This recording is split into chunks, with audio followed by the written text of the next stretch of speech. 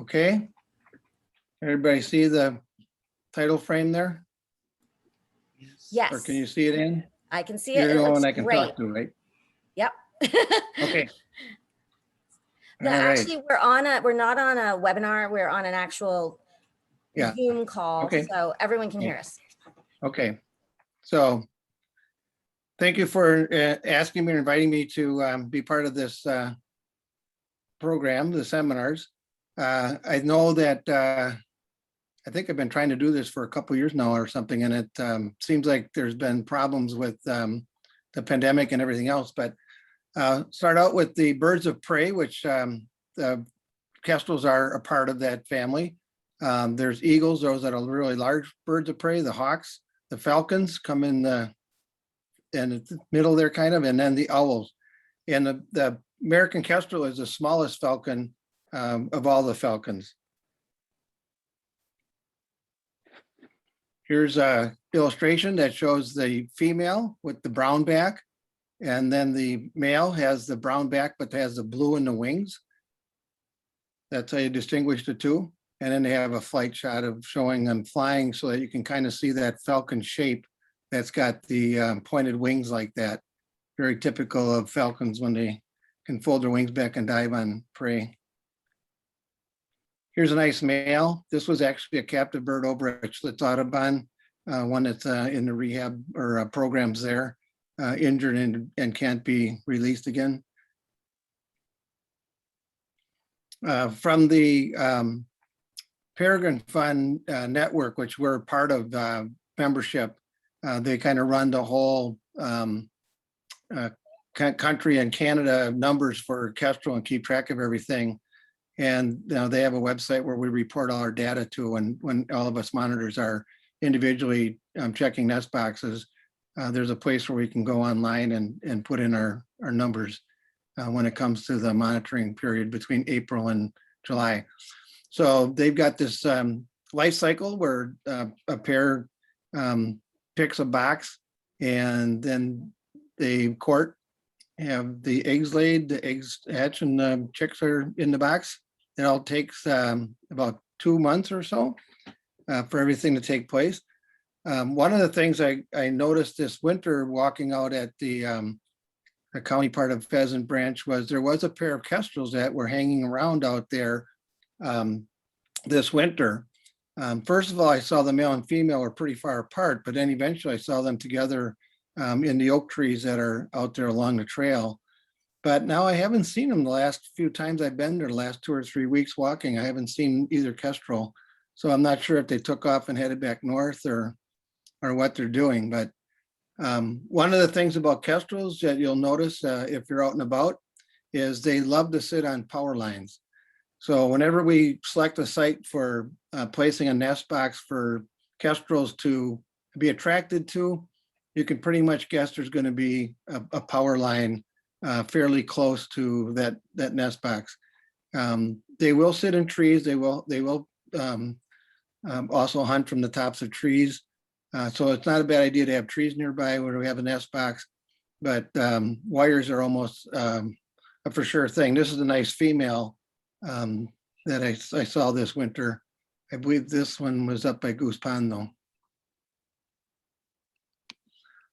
Here's one I took recently. This was just outside of McFarland last week. I was there actually looking at waterfowl down at fish camp, and I was driving back and I saw this kestrel hovering. It was hunting over a marsh area actually. And it would just sit there. The wind was blowing from the west and it would just face the west and it would just sit there and hover and hover and hover. And I did see it dive once. It went all the way down to the ground and it came back up and it went to the power line, but it did not have any prey. And then it just waited a couple of minutes and it took back off and started hunting in the wind again. But it's really interesting to watch the way they'll hover and they'll use the wind to kind of hold them in place when they're trying to find a mouse or a vole running across the ground or in the weeds. So here's a range map, and kind of shows you, if you look at the colors there, the orange and and green are actually where you can expect to find them in Canada and the United States, and Mexico. And then you'll see that there's a purple area that says winter, but you can also see that green is year round. So this winter I did see several kestrels throughout driving around southern Wisconsin. They just seem to be, especially up until mid-February, pretty prevalent in different areas. But I noticed now the last 2 weeks, maybe 3 weeks or so, I don't see as many. I think those are the ones that are heading back to their northern territories and starting to head back, getting ready for the spring migration and getting ready for the breeding season, finding their location and for breeding. Okay. Here's one of the maps from the Peregrine Fund that it's kind of depressing when you look at this. The decline has been going on for about the last 40 years. And you can see that the red is, kind of major decline. You can see Wisconsin is all covered with red now. And orange is information that's kind of, I guess, unavailable because they don't have enough people with nest boxes monitoring or doing BBS routes, which are breeding bird survey routes, to really get a good handle on what's happening in the orange areas. But the only place that they've been increasing is in those green spots. And there used to be an area up in the 18 area there that used to be green. I see that's all gone to orange now. So probably over like the last 10 years or so, their data is showing that those numbers are probably on the decrease. So this is what I was talking about, the BBS routes. You can see on the left axis there, it says kestrels per BBS routes. That's breeding bird surveys. So every breeding season, they have volunteers that work with usually somebody from the DNR or some other bird organization like the Peregrine Fund. And they'll go out to these different areas that are designated, and they use these same areas year after year after year. And I believe they've been doing this since the 1950s or so. And they try to keep going those same areas the same time of the year. The surveyor will stop, I believe it's 5 minutes, and they'll look and listen and see if they can find the species that they're supposed to target for a particular day in a particular area. And those are our best ways of telling how breeding birds are doing. And you can see that for the American Kestrel, this goes to 2014. The problem with the Peregrine Fund is they are really slow at updating any information. I'm not really sure if it's underfunding or what's going on there, but a lot of their data is really slow to come to current times. But the trend does seem to keep continuing, though, is that things are going down, unfortunately. Here's another one. This is actually one of their older frames, but again, it just shows that steady decline, 47%. Now, I believe this was 2006, that a lot of the updated information is showing that's closer to 60% now. Not a good thing at all. So that's why we're trying to help out the kestrels as much as we can. So here's a couple of pictures of a rig that I put in south of Stoughton. And this was at Badfish Creek, I believe. And I dig about a 4-foot hole with a post hole digger, put in a 4x4, and we have a couple of bolts that tip it up and down. That's basically not for monitoring, but for cleaning them out and removing house sparrows or starling nests, and then putting in fresh wood chips in the fall, so that in spring they'll be ready for the kestrels to come back and start using them for nesting. And then when it's propped up, you can see it's just straight up and there's power lines nearby. So the person monitoring that, there's a little parking area that they can go to. So a lot of our boxes are placed in these natural areas that are often used for hunting or hiking or dog walking, in wildlife enjoyment of some kind. And it's state-owned property, DNR property, federal waterfowl properties. That's where a majority of the boxes get placed. And we'll go into some other numbers in a minute here. So this is a little clip of how I monitor when I go out there, or anybody goes out there and monitors. There's a telescoping pole. And in this particular case, I was using a inspection camera. They're about a $40 camera that you can buy, and they're used by plumbers and electricians to stick behind walls and feed into the wall to see what's going on, if there's a problem in household things like water leaks or wires or something. And then that's got a Bluetooth connection to your cell phone. So when it's doing the image inside the box, you can look at your cell phone and you can see what's going on in the nest box. What I don't like about the inspection camera is that it doesn't do very good video, and it does kind of a really crude black and white image that's kind of hard to actually decipher whether you have eggs or chicks or whatever in the nest box. But you can kind of see, I rigged this pole up myself. I just bought about an $8 pole, I guess it was. I put an L bracket on it, and then I've got a little extension out there for the camera to sit on. Now, this was back when I first started doing it, and I didn't like this camera at all that Audubon provided. So I got thinking about the fact that I had, I hope you guys can see this. Let's hold it up here for you. Here. It's a cell phone, older cell phone that I use, and I connect it, instead of where the camera is, I connect the cell phone, with the camera pointing down. And then what I do is I set the cell phone to 10 seconds for a picture delay. And then I hit the button, take it up, and then I set it inside. And then if the picture or the camera decides it needs light, it'll take a flash. If it doesn't need light, it'll just take an existing thing. And the other nice thing about this is I can do really clear video, which you'll see in a minute. So recently, the guy who runs the program for Madison Audubon asked me to, Brand Smith, he asked me to do a identification thing sort of for new monitors to be able to tell different species of birds when they're pulling up to the nest box. They can look at the wire, and just by the silhouette, they might be able to tell what kind of bird is sitting there. And of course, they're mainly looking for that kestrel shape.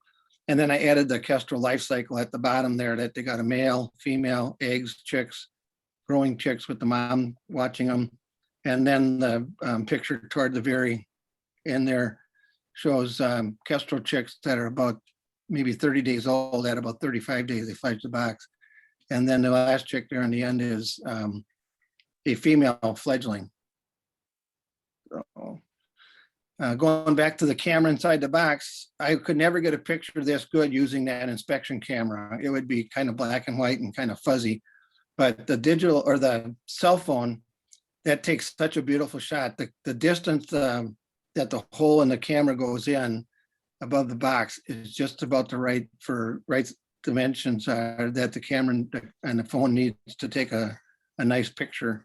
So this is a female that's hunkered down in the nest, probably sitting on her clutch of eggs. Here's one that heard the camera come in, and you can see she's giving it the stink eye. You can tell right in front of her beak, there's one of the eggs that she's protecting. And then the other interesting things that are in here, you can see some pellets that, she's been eating some mice or voles, and those gray blobs that are there in the wood chips. Those are regurgitated pellets, just like owls have regurgitated pellets. Kestrels have that too.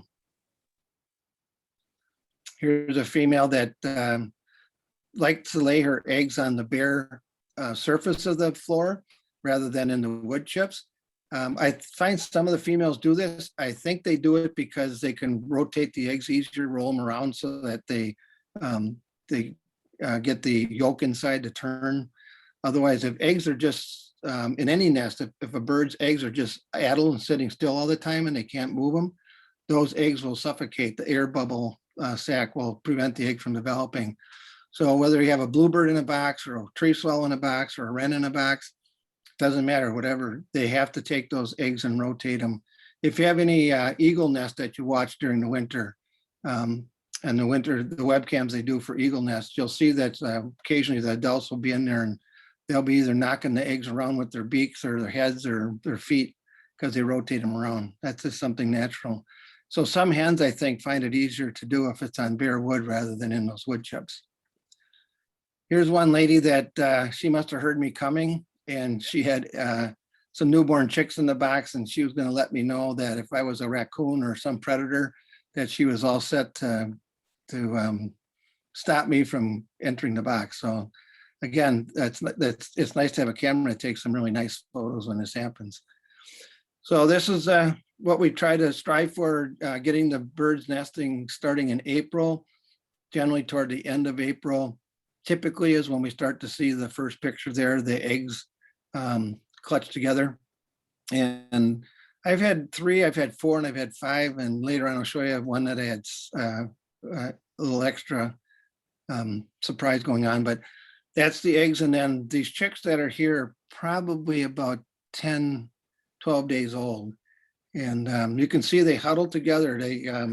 They find safety and warmth, I think, maybe by staying stuck together like that.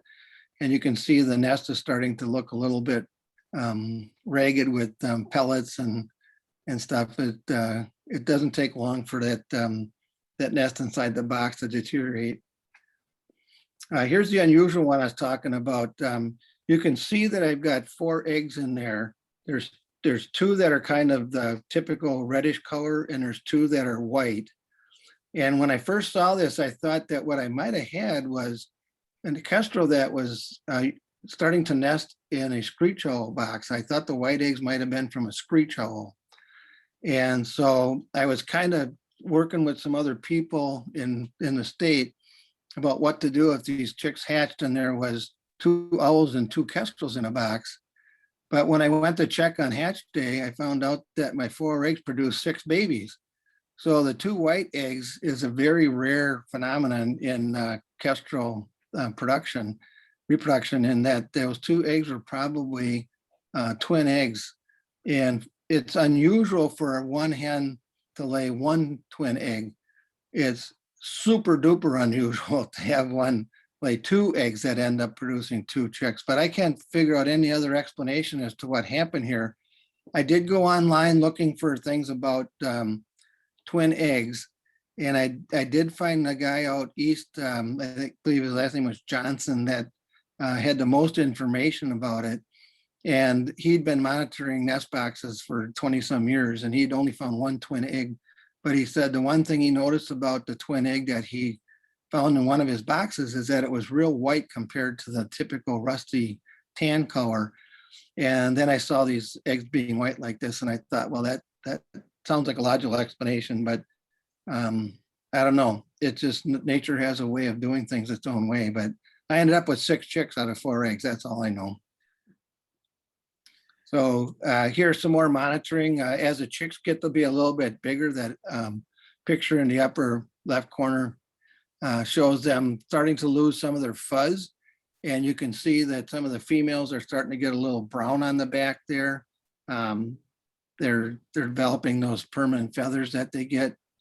And over to the right, you can see, I guess, I don't know if you can see my arrow or not, but those are the ones that are close to 30 days old. And then if I click again, I think we get the video here. Yeah. So here's what I do when I'm out in the field. I got my camera, set this up. That's where I get to look inside if I run the video. It all takes, less than 10 or 15 seconds to do something like this. And then I bring it down and I go to my car. I don't spend a whole lot of time there. I don't want to do anything that might scare or stress the birds. I have had a couple of females that go kind of crazy and fly above you and scream a little bit, but as soon as you walk to the car and leave, they settle down. So I got some numbers here that kind of go back to when I first started doing this. I did actually start before 2015, I believe, but when I started keeping better track of numbers, there's a little explanation as to what's going on here too, though. It goes from 9/11 all the way up to 32. So you think, wow, he's increasing his numbers. And what does he mean by Kestrel numbers are dropping? Well, there is a good explanation. When I started out with the 9 fledged, I was only monitoring 6 boxes down by Stoughton. And then Madison Audubon decided, hey, Pat, you want to take on an extra 8 boxes by Oregon? And I said, well, sure, that's close enough. I can monitor those. So 2016, I over doubled my number of boxes that I had. And 2017, they added a few more. By 2019, I was monitoring 23 nest boxes, and all the way from Stoughton over to west of Oregon was my territory. So the reason I stopped at 2019 is because then they decided to break up my territory, and they had more people wanting to monitor nest boxes. So I had to divvy up some of my trails. I gave a friend in the Stoughton area the boxes that I originally started out with, and she's been doing pretty well there. I gave another friend my Oregon section, and she's actually doing pretty well there. And then I had a couple of boxes south of Verona that were just really good producers. And there was a woman there that wanted them. And so I reluctantly said, yeah, okay, she can have those. And so now my boxes are pretty much over by Mount Horeb. And I don't have nearly as much success in that area as I did in Verona and over towards Stoughton. But I'm figuring that hopefully they'll do better. They'll do better. I think last year I had 12 that I fledged from 2 nests, so that's not too bad. I mean, I could say I want the trails back where they produce more kestrels, and they would say, yeah, that's fine if you want to do that. But I've had my joy doing this now for several years, and it's always neat to pass on this to somebody else and have them get excited about it, and to call me or email me pictures and say how they're doing with the boxes that I gave to them and stuff. So other people are experiencing the same thing, and a few of them I've made the same monitoring device that I use. I can do them for under $10 now, or actually under $5 now, to put together the pole and the clamp or the support thing, and then just find an old cell phone and charge it and put it on there. It's good enough for taking pictures and transferring to a computer or whatever you want to do. Now I'm moving to what happens if you don't get kestrels, or who competes for the kestrel boxes besides kestrels. And I know that was one of the questions I think that was emailed to Ann, was who else uses these boxes besides kestrels? Well, the tree swallows, they readily will move in to any box that's not claimed. So it's not unusual to find them. They'll just put a nest in a corner. They don't build much of a nest at all. They leave the wood chips in. They just kind of like take a corner, make a little bit of an indent, put some feathers in there, and they're happy. And not a problem. They kind of scold you when you put your camera in there. The worst ones are the bottom pictures, the European starling. What's aggravating about them is they remove almost all of the wood chips. They like to have a longer, deeper, darker box, and they like to have their eggs right on the bottom. So they build a real flimsy, grassy nest with some green matter in it usually, and then they hunker down, and they lay baby blue eggs just like a robin, but they're about twice the size of a robin egg. The bottom right corner there, you see the wood chips, and then you see all that grass piled on top of it. That unfortunately is a house sparrow, another non-native species that competes. And so those 2 bottom ones, we have to deal with almost any place we put a nest box. They can show up. They don't need to be near farms. They can just start using them if the kestrels haven't claimed them. One of the questions was, what do you do when there's non-native species like a starling or a house sparrow that gets in the box? If I can, I got a different approach almost every year, but if I can get to it, if I see it early enough, I'll take a solo cup and stick a cup in the hole and block the hole, and I'll leave that for a week or 2. And those birds will usually want to find someplace else to do their nesting. They usually give up on it. One thing I did find is that if the starlings have an egg or eggs laid in the box, and then you remove the nest and cup it, that hen tends to want to stay with that nest box versus if you can get it out of there before she lays the eggs, then she'll find a new place to go nest. So kind of learning a little bit of this stuff. I mean, all of us are that monitor. As we go along, we kind of find these things. So here's another nest of a native species that uses a nest box. And the blue eggs there, that's a bluebird that built that nest. And it's kind of interesting. She doesn't remove any of the wood chips, but she brings in enough grass and swirls it over the wood chips and then puts her nest back in the back corner of the box and just uses that back corner. But it's like, I don't know why she doesn't like the wood chips, but she always puts that nice grassy nest on top. And then the other one there, where there are chicks that are hatched in the box, I believe that's looks like a starling nest. That's what they can get to be like, kind of a real straw mess with some feathers and junk in it and everything. So generally, I don't let them get to that point where they hatch. Here's our range maps again. The Kestrel one we had before. Now I just want to overlap where the European starling is and where the Kestrel is. And you can kind of see possibly some of the decline of the American Kestrel. I think you could look at these maps and say the European starling could be a good reason why. I've seen European starlings start to build nests in my backyard squirrel box by mid-March already. They get a jump on the season. Same thing with house sparrows. They'll start nesting end of March. They'll claim a box all winter for one thing if it's open. But the two non-native species are real bad in that sense that they'll nest before other birds that are native, especially kestrels, try to get into their boxes. So of course that's going to make it more difficult for kestrel pairs to find nest sites and to have successful reproduction. So there's one of our reasons I can tell you for sure, that's one of our reasons that kestrel numbers are declining. It's because of the two European invasives, the starling and the sparrow. So Madison Audubon is all about educating people, not just like a talk like I'm doing here, but they like to have programs that reach out. And this was probably 2012, I believe, when I went up there one day and I just happened to see a school bus that was at the Goose Pond residence. And I thought I'm going to pull in and see what's going on.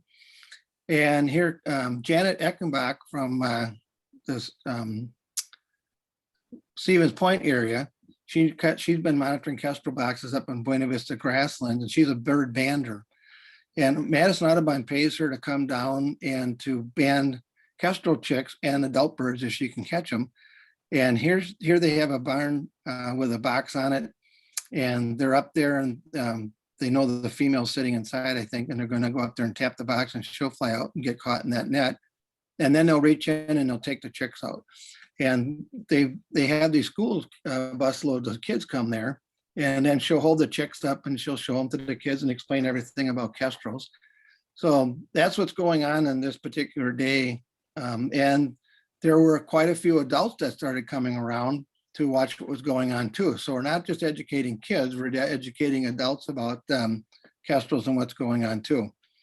So just like any banding station, Janet has to do everything. That top picture, they're actually taking the adult kestrel out of a tin can. Banders call that canning the bird. Usually that calms them down. No matter where they're banding birds in a field, they'll usually, the larger ones like the birds of prey anyway, they'll usually put those in some kind of a can container, PVC tube or something like that. If their head's in the dark, they don't feel threatened. So then they can kind of pull them out a little bit, and she can do the feather checking and measurement of the wings and that sort of stuff that they need to do. And then they'll take it out of the can to put on the leg band and everything. And of course, she likes to hold it up and show it to the kids. So there's a lot of discussion going on while the banders are doing their work. There's a lot of picture taking going on, and kids are throwing out questions and stuff. It's a really cool experience. So this has been so successful that Audubon over the last 4 or 5 years now has actually opened this up to anybody that wants to pay for an experience like this. They can come up and join the team on certain days. Now, like with COVID last year, I think they were only able to do it one day. But generally they do about 6 or 8 of these things during the season. And they try to go to the boxes where they know the chicks are at the right stage to be banded. So it's expanded from the school program to adults bringing their children. So the kids asked if the teacher, who's the woman in the white in front of the bus there with her arms up and has a can in her hand, if the teacher could release the bird. So she went out in the driveway and she released the bird. And then you can see dead center in my photo that I took, there's a kestrel female flying out of the can or her hands. And then if you look to the very far corner of the box, let me see if I can, I don't know if you guys can see my arrow or not. I guess it's not working. The very far, well, for me, it's the right side of the box. I don't know if you guys are looking at this backwards or not. You can see the kestrel box where we took it from, or where they took it from. If anybody's interested in building their own kestrel box, this also works for screech owls. It's called a squirrel box, owl box, kestrel box. Basically, you can find the plans online. There's a lot of different places that have them. I kind of prefer the ones that hinge from the side and you lift up because it's easier to get the chips out than if they have the roof that flips up. And especially if it's mounted to like a pole that can't be tipped down, it's a real pain to reach in there and clean out all that stuff, especially after kestrels whitewash the sides of it and everything. So I like the ones that tip down. I can open the side, I can get better access to the whole thing. But this plan, this happens to show a hinged roof. And then they have the hole that they have toward the back side there is if you want to put this against a tree and have a squirrel get into it. Again, even if I had a squirrel living in that box, I would want to have the side pop open upward so I could clean out the straw that they put in rather than trying to reach in from the top and do it this. So there's different plans out there. I've made them. They're not too hard to do. You know, a couple of simple cuts and some screws and you got a box put together. A lot of people make them out of cedar. I prefer working with pine. Pine lasts a good long time. It's cheaper and it still lasts 10 plus years. So I know there was a question about how many are banded. And so the charts that Madison Audubon had last for me only went up to 2018, but you can see their total captures for chicks and adults is there. And this is when they're doing about 8 or so visits during the nesting season. And then you can see how many are total banded for chicks was 249 that 1 year and adults were 40. Now last year with COVID, they only were able to band 55 or 72 chicks, I'm sorry, 72 chicks and 1 adult. So I believe, let's see, he's got 170. Yeah, so the numbers dropped drastically, of course, because of the COVID. They only were able to get out that one time that they did everything masked and had a very small crowd that helped out. Wasn't open to the public that much. So I know another question was about where the boxes are. And so I have this map that Madison Audubon did, and it shows the movement. So you can see that some of these birds that are banded, like there's 2 blue circles. That's one box they use 1 year, and the other blue circles where they use it the next year. The pink ones show where they move 1 year to the next, and the yellow shows where they move 1 year to the next. So some birds don't have very good sight fidelity. I don't know if that has to do with food supply or if it has to do with competition. It could be both probably. So, but then their data at the bottom kind of shows you what they were doing as far as chicks and adults and the recaptures and everything. So that's how they kind of came up with the nest box stuff. Here's one that shows birds that didn't move at all. They came back to the exact same nest. and they reuse the same place where they were successful before. So that's what I mean by the some have site fidelity and some don't. I got another chart here. Another place in Columbia County where the birds moved, orange moved to orange, white moved to white, purple moved to the purple way over there. So they kind of remain, basically in the same area relatively, but they could be a mile or two apart, from where they were successful one other year. So again, here's another broader perspective of Columbia County showing no movement, that all these blue ones were where they repeated. To me, I'm just happy to get them. I don't ban them in my area, and I'm too far away down. We're in the south now.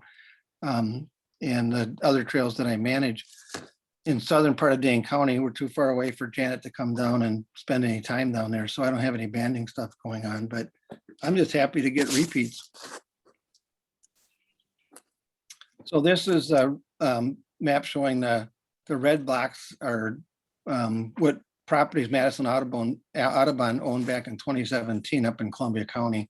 And then the green areas where the nest box locations are up that way. So you can see they aren't just on Audubon properties, they're on some private land, and they're also on some of those areas I talked about that are public places where you can go hunting or walking. Before I go to the Breeding Bird Atlas, I can tell you that I talked to Brand this morning, and he estimates we have about 210 nest boxes now that are monitored. And those are spread out in 10 counties in south central Wisconsin now. We used to just be in 3 counties. He said now the popularity has spread to the point where 210 boxes, and we have 60 different individuals that are monitoring boxes now too. So I brought on about 3 or 4 of my friends because it's just contagious. I start sending pictures out and they start asking questions, and I say, well, we'll get you a box set up and that kind of thing. So let's just hope their future looks bright, and that they continue to increase rather than decrease. And a last comment that I will make about their decline is that all of the research that they've been doing doesn't really show any major reason for the decline. Not anything particular like weather or habitat loss. I think early on they were thinking it might have been farm chemical spraying the fields. And I think they've come back around now after about 20 years of trying to figure all this out. And those nicoticides, some kind of a chemical that's in the agricultural sprays that prevent insects. The ones that started the colony collapse of bees, it's Nicholas something or other, I can't remember. But anyway, I believe those are probably a big factor in why kestrel numbers are declining. Why? Because they kill the insects, or the insects don't develop into adults. So kestrels eat a lot of insects, especially the chicks when they're very young, and adults will eat grasshoppers and that kind of thing. So that's number one. The next problem is that the kestrels are probably picking up dead mice and voles, or lethargic ones that have been poisoned with rat poison or decon, or whatever you want to call it, mouse poison. And so they're finding that owls and other birds of prey are starting to have negative effects because of the fact that mouse poisons and rat poisons are getting out into the food chain. And of course, whenever any of us get mice in our garage, we want to immediately run to the store and get decon triangle things and break them open and throw them on the floor and poison the mice. And I used to do that too, until I started to realize that those dead mice end up not in your garage. They usually go out and find water, they drink the water, and that's what makes them die, is the poison in the water combining. It makes them bleed out. So I stopped doing that. I just thought, well, I'm not gonna use poison out in the system anymore. It's not good to have it in the food chain. So that's what I personally started to do. That's the end of my slides. So Anne, I guess go back to you. And did I catch most of the questions that you had emailed to you, or you still have some other ones that I have to answer? Hi. Yes. Wow. Patrick, that was really interesting. Thank you very much. I think I made it in under 45 minutes too. Yeah, you did. So, Yeah, you did great. We're only at 7:17, so we have time for questions. yep. Absolutely. All right. We had a couple of questions just specific to Pheasant Branch Conservancy. And I don't know if you monitor there or one of your colleagues does, but one of our viewers wanted to know where the Kestrel boxes are in the Conservancy. The only one I know of is out there on Pheasant Branch Road, where that county has the parking space for Fredericks Hill, where the main trail goes out to Fredericks Hill. It's right by the Pheasant Branch Road there. That's the only one I know of right now that's in the Conservancy itself. And I don't know who monitors that one. It's been monitored by somebody with the Conservancy though, either a friend or somebody. I don't know her name, but she hasn't had any luck there yet.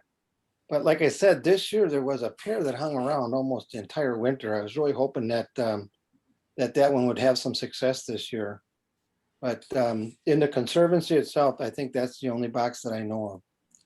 Yeah. If anybody's looking for an area to go to where they want to kind of like drive around on some of the back roads and try and find more than like one box set up, Goose Pond area up in Columbia County is really where a lot of them have been, because they've been, Mark Martin and Brand Smith have been monitoring boxes in that area almost 30 years now, I think. And so some of those boxes have been up there for quite a while, and they've just have, expanded from there.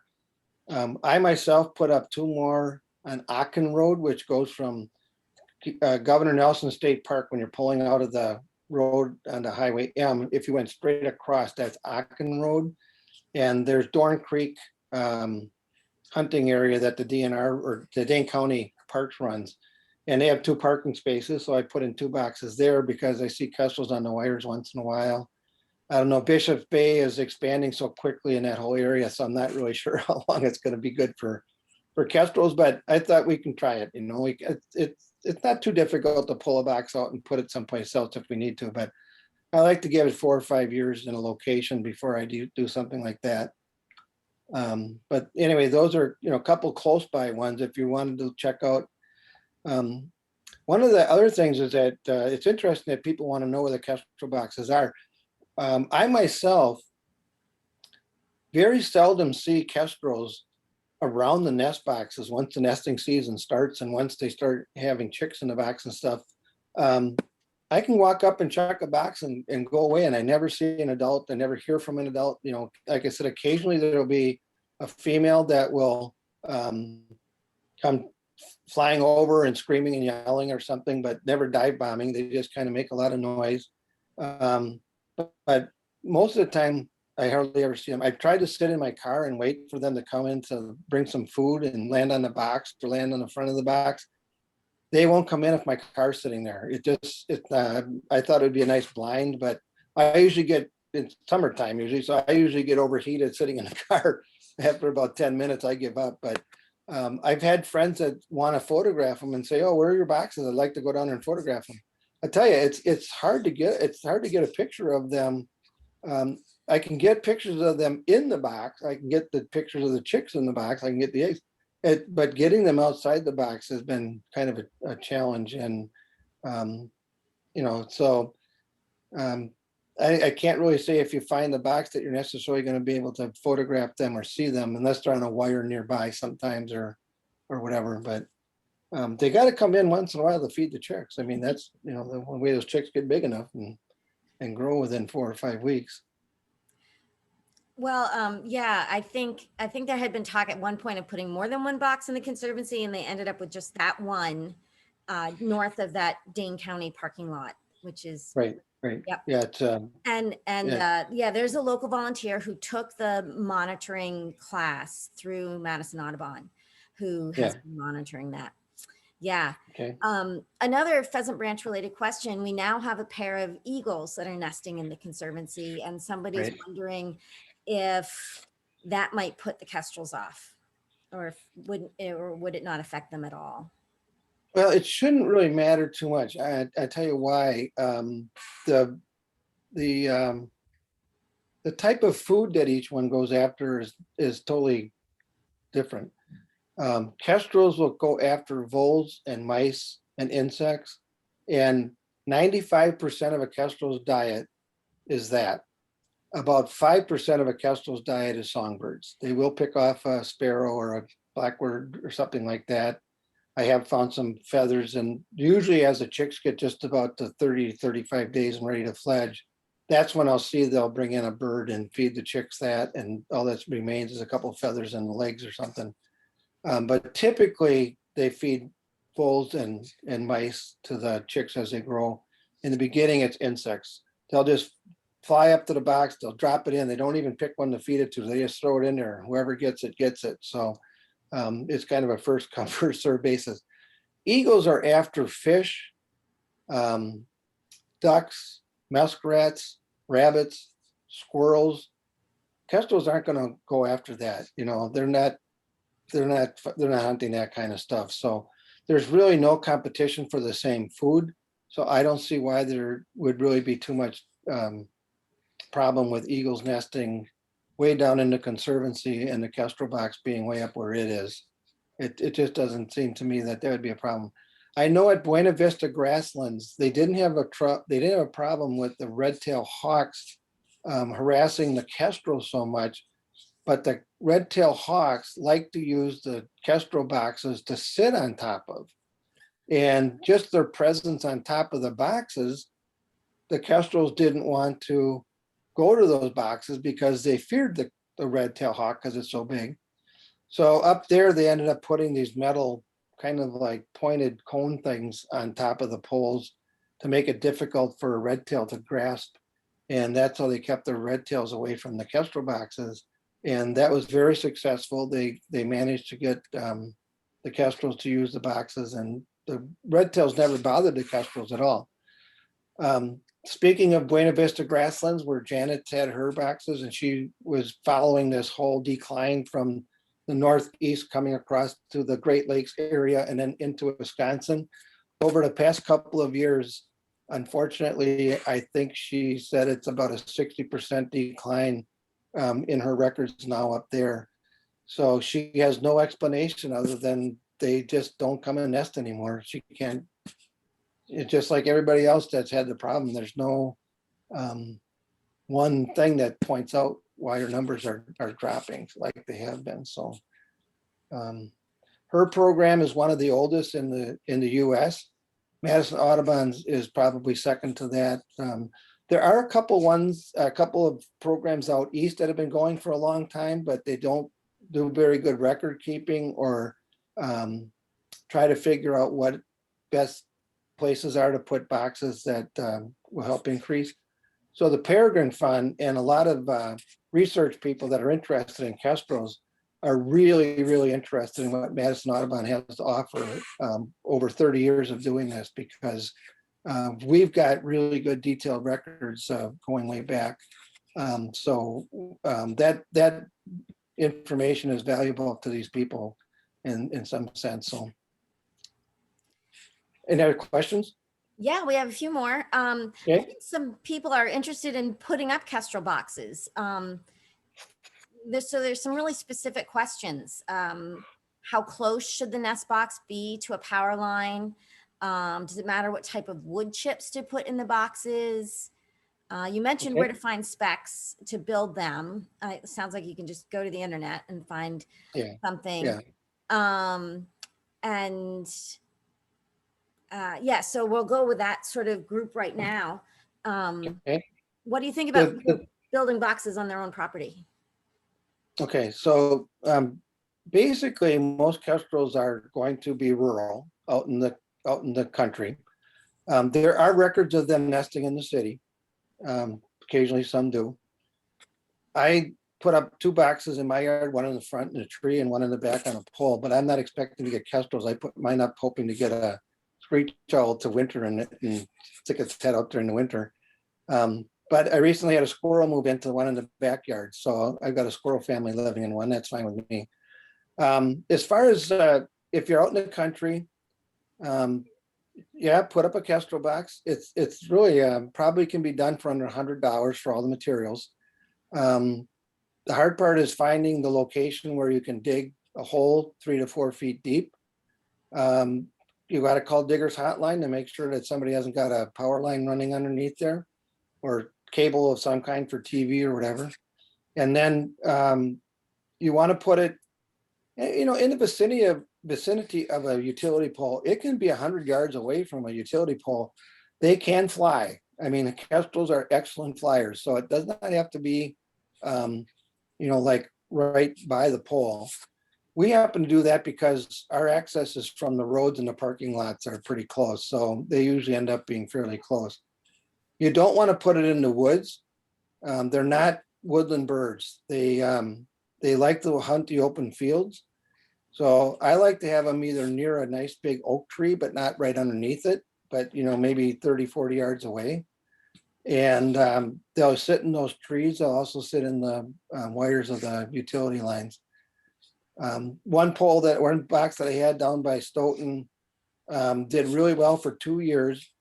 And then for some reason, DNR came along and cut the tree down that was 30 yards away. And I haven't had a kestrel in that box since, even though I got the power line still. The kestrels must have liked that tree nearby or something, because I haven't had any luck now that they've cut that tree down. Wow. So there's little funny little things like that you can't really guess or imagine that would be something that would be a problem. But one of my better boxes is right outside the city of Stoughton. It's only about maybe 100 yards from Highway 14's busy traffic going north and south. Oregon, I meant. If I said Stoughton, I'm sorry. But right outside of Oregon. And I thought when they put that box up there, it's on public hunting grounds. I thought, boy, that seems like a really lame place to put a nest box. But I think for 10 straight years, we've had kestrels in there. 1 year I had raccoons that got into it when the chicks were about 4 weeks old. The raccoons got in there. And I think I only fledged 1 out of 5 because the raccoon just picked a chick out of there each time and took off. So now I've got better raccoon guards up and better protection on the poles so that the raccoons can't climb. So, but I'm really surprised it's that close to the city, but it's still out in the country. A lot of traffic noise going 100 yards away, semis and everything, but the kestrels don't mind that. They seem to be fine with it. Wood chips, you want to put pine. You can also use probably a mixture of pine and some dried up old leaf litter or something. You don't want to use cedar. Cedar's not recommended for pets. It can create some respiratory problems when they sit in that cedar and breathe that cedar dust. I can't work with cedar in my workshop. If I have cedar dust, I end up getting cedar cough. Even with a fan and vent going, I just can't stand it. So I work with pine. Pine doesn't give me any problems, and it's easy to work with. It doesn't splinter as much. It's a much harder wood. It holds the screws better. I've had to replace a lot of cedar boxes after 4 or 5 years because the wind rattling and shaking them, the screws come loose, and all of a sudden you tip the box down and the whole thing just falls apart on you. So you gotta almost rebuild it in the field. So I like pine and pine shavings. You don't want to use sawdust. Sawdust is too fine. You don't want that. You want wood chips. So the same thing is bad for guinea pig bedding or something like that. The stuff they sell in the pet stores for guinea pigs. Okay. We're close to 7:30, or we're at 7:31. If people want to stay, we'd love to have you stay. There's a couple more questions. Patrick, do you have time for a couple more? Sure. Yeah, no problem. And if you have to leave, please grab out of the chat the link to our feedback form, or at the top of it, you can see where our YouTube channel is, where you can go watch a recording of this talk or send it on to friends. But if you can stay with us, here's a couple more questions. Without a box, where do kestrels nest? And what was the question? Without a box, if they're not in a box that we've built, where do they nest? Oh, okay. So they'll use old cavities in trees too. Generally, they have to be larger cavities that were made by one of the larger woodpeckers, like a flicker or a red-bellied or pileated. If they're using a smaller woodpecker hole, it's usually one that's been chewed and enlarged by squirrels or raccoons, and usually in a pretty old tree branch. So that's the natural cavity that they'll nest in. They have been known to nest in barns. If they can get in access to a barn through a hole, they'll find a ledge to put their eggs, and they don't build their own nest. They never bring in nest materials. So they'll find a place where they can secure those eggs, whether it's on the floor or on a rafter, and they'll just sit there and incubate it there. So Okay, that makes sense. one of the webcams, I've seen a webcam, I think by Prairie du Chien, where they use pea gravel in the bottom of the box instead of wood chips. And the kestrel's fine with that. So, there's different things that are tried and used. So, but natural cavities would be the other place. Okay. Yeah, one of the viewers said that she had a pair nest in her barn vent. So that makes sense. Yeah. What you're saying there. Yeah. One more question. Not too common. Oh, what's that? I said it's not too common, but it happens. Yeah. So one more question is, what information has been collected from banding?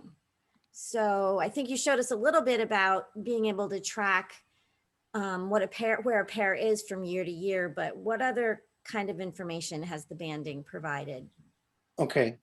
Well, one of the things that Janet kind of wondered about with her Buena Vista grassland ones that she's been doing for a long time is some of the banding records. The kind of the bad thing about them is a bird that's banded could die anywheres. And if it dies down in Kentucky or if it dies down in Florida, what are the chances of somebody stumbling on it and finding that bird band and reporting it back to the banding people that National Wildlife Federation runs? So it's information that she can get on occasional, birds when they recapture or see them with bands on. But the newest thing is that when she gets birds out of the nest box now, she takes a little sampling of the feathers, which have the DNA. And the DNA tells you a lot, because now they can find feathers and get feathers from birds that they trap or whatever. And then it can match the DNA. So she was thinking that her kestrels in Buena Vista came from what they call the eastern race of kestrels, that they came up the eastern coast and moved into the Midwest. But she found out that they're more likely to come from Texas and Oklahoma batch, that they're more of a central located. And that kind of makes sense if you think of how most birds migrate north-south, I guess. But the DNA thing is what told her that. Her banding records show that she finds some banding records in southern Wisconsin, central Illinois, southern Illinois. That's where most of the kestrel banding records tell her that they've migrated to. They don't go way down to the Gulf Coast or Florida. They don't have to. They basically, a lot of birds that migrate out of the Midwest, they go to the snow line. They're pretty lazy. They know I don't have to go that far south. I can just go as far as I need to survive a few months, and then they come back when they are good and ready. So does that answer your question? Yeah, that's great. Okay. It's so fascinating learning about the life history and lifestyle of a specific species. So this has been really fascinating. And I'm glad that this kestrel box monitoring and building is sort of growing, and it's just going to give the species that much more of a, you know, a boost. Yeah, right.